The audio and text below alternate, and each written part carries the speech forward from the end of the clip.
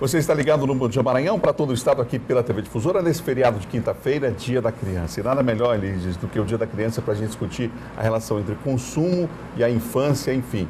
Esse tema tem sido abordado em especial durante os últimos anos de forma intensa pelos movimentos sociais, pelas autoridades preocupadas com essa situação.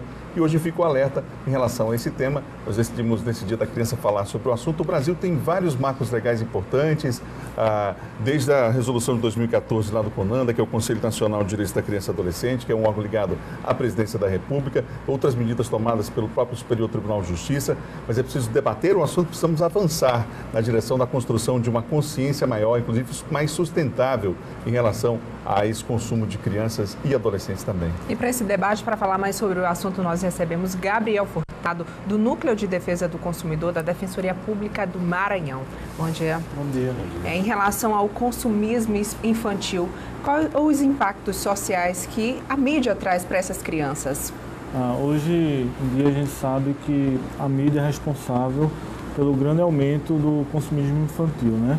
E o consumismo infantil impacta de forma grande no consumismo da unidade familiar, né? Existem estudos que demonstram que cerca de 80% das decisões financeiras de uma família tem influência da criança.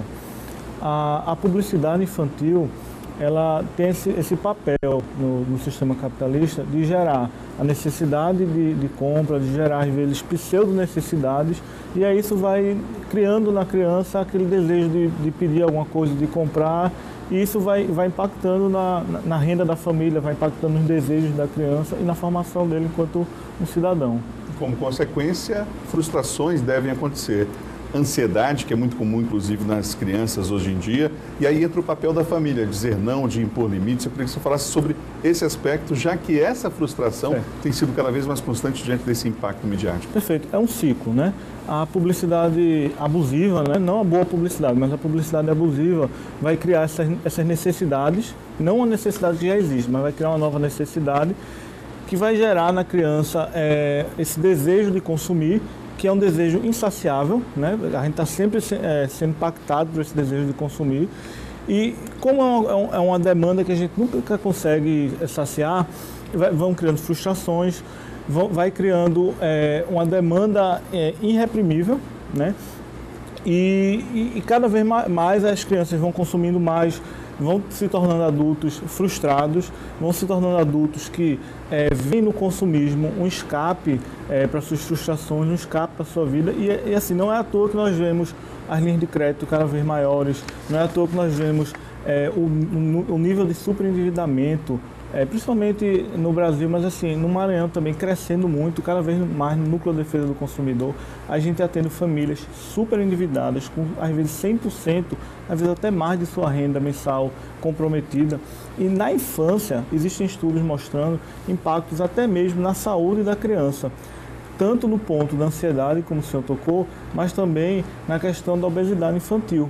Porque, veja, a publicidade infantil, ela é muito ligada também ao consumismo de gêneros alimentícios, né? Pode ver redes de fast food ligando brinquedos ao consumo de alimentos.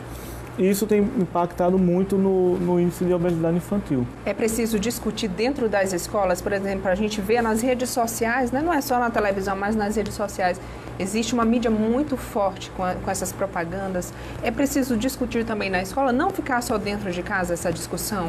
Perfeito. A residência, né, a unidade familiar, é o primeiro ponto de apoio da criança, mas não deve ser o único. A Constituição, o Estatuto da Criança e do Adolescente, todos os outros marcos legais, como bem colocado, fazem essa ordem da unidade familiar, da sociedade e do Estado como proteção da criança. E a escola tem que ser, sim, um local de discussão, de apoio da criança. Existem países, como foi o caso da Inglaterra, que foram pioneiros na proibição da venda, por exemplo, de fast food nas escolas.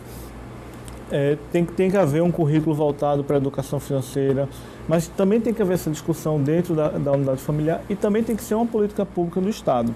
Apesar de existirem marcos legais, apesar de existir a resolução 163 do CONANDA, o Brasil ainda carece de marcos mais objetivos, né? Eu posso citar, por exemplo, recentemente uma decisão do Superior Tribunal de Justiça que não proibiu, julgou improcedente, né? Não proibiu uma rede de fast food de vender alimentos vinculados a brinquedos. Nós temos uma outra situação relacionada a esse tema também que preocupa bastante, que é relacionada à mudança de hábito de consumo de mídia por parte das crianças. Quer dizer, não basta, até um tempo, nós tínhamos uma programação infantil, em especial o público acessando na TV aberta.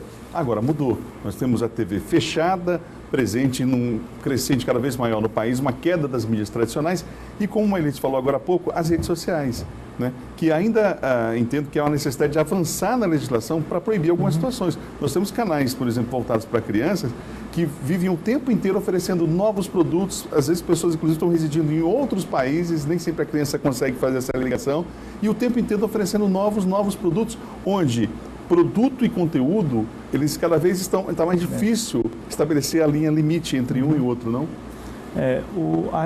As redes sociais, a internet, tem gerado novas relações que o direito ainda não regulamentou, né?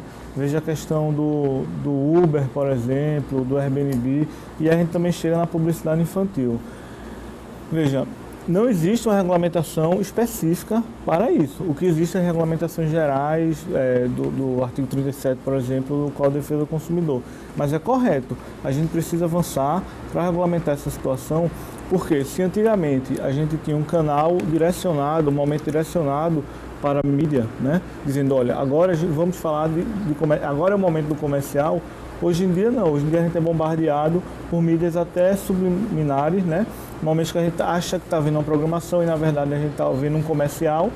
E a criança, o estatuto e o Código de Defesa do Consumidor fala, a criança, por ser um ser em desenvolvimento, qualquer mídia voltada para ele que abuse dessa falta de senso crítico dela é abusiva. E o que é preciso fazer para mudar essa realidade aí em relação ao consumismo infantil dessas crianças? O primeiro ponto é a conscientização a partir da unidade familiar, dos pais da criança, da família da criança, né?